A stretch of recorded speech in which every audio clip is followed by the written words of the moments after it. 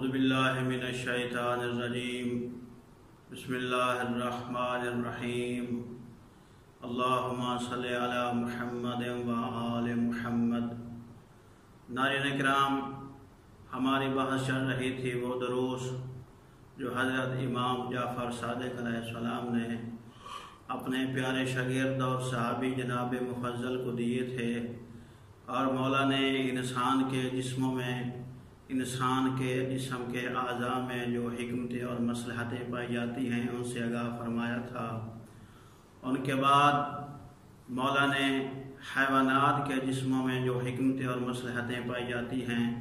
ان سے آگاہ کرتے ہوئے فرما رہے ہیں کہ اے مفضل، کیا تو نے کبھی غور کیا ہے کہ اللہ تبارک و تعالی نے حیوانات کی دم کیوں بنائی ہے؟ اس کے کیا فائدے ہیں؟ اس میں کیا حکمتیں اور مصلحتیں پائی جاتی ہیں؟ تو مولا ارشاد فرما رہے ہیں کہ اے مفضل، حیوانات کو جو دم دی گئی ہے اس کے بہت سارے فوائد ہیں۔ ان میں سے ایک فائدہ تو یہ ہے کہ یہ دم حیوان کے فاضل مادہ کے خارج ہونے کا جو مقام ہے اس کے اوپر ڈھکنے کے طور پر کام کرتی ہے، اور دوسرا اس کا فائدہ یہ ہے کہ حیوانات کے اوپر جب مکھیاں بیٹھتی ہیں، مچھر بیٹھتے ہیں اور کاٹتے ہیں تو ان کے ہاتھ تو ہوتے نہیں ہیں، یہ اسی دم کے ذریعے ان کا دفاع کرتے ہیں، ان کو اڑاتے ہیں۔ اور تیسرا فائدہ اس دم کا یہ ہے کہ یہ حیوانات اپنی دم جب ہلا رہے ہوتے ہیں تو ان کو ایک راحت اور سکون ملتا ہے، جس کی وجہ سے یہ بار بار اپنی دم کو ہلاتے رہتے ہیں اور وہ سکون اور راحت حاصل کرتے ہیں۔ اور اس کا چوتھا فائدہ یہ ہے کہ اس کے اوپر جو بال ہیں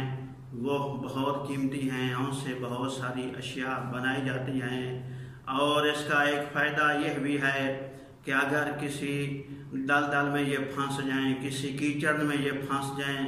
تو ان کو نکالنے کے لیے یہ بہترین ذریعہ ہوتی ہیں۔ تو اللہ تبارک و تعالی نے حیوانات کی دم میں یہ بہت سارے فائدے رکھے ہیں۔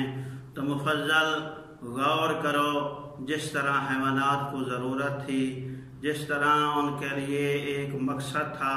اسی کے مطابق اللہ نے یہ حیوانات کے اجسام بنائے ہیں اور ان کے اعضاء بنائے ہیں۔ تو یہ بغیر کسی بنانے والے کے نہیں بن گئے، تو وہی حکیم اور دانا ہے جس نے یہ وجود بنائے اور اس کائنات کا وجود بنایا، وہی واجب الوجود ہے۔ یہ کائنات خود بخود نہیں بن گئی، اسی خالق اللہ تبارک و تعالی نے جو مدبر اور حکیم ہے، اسی نے ہی اس پوری کائنات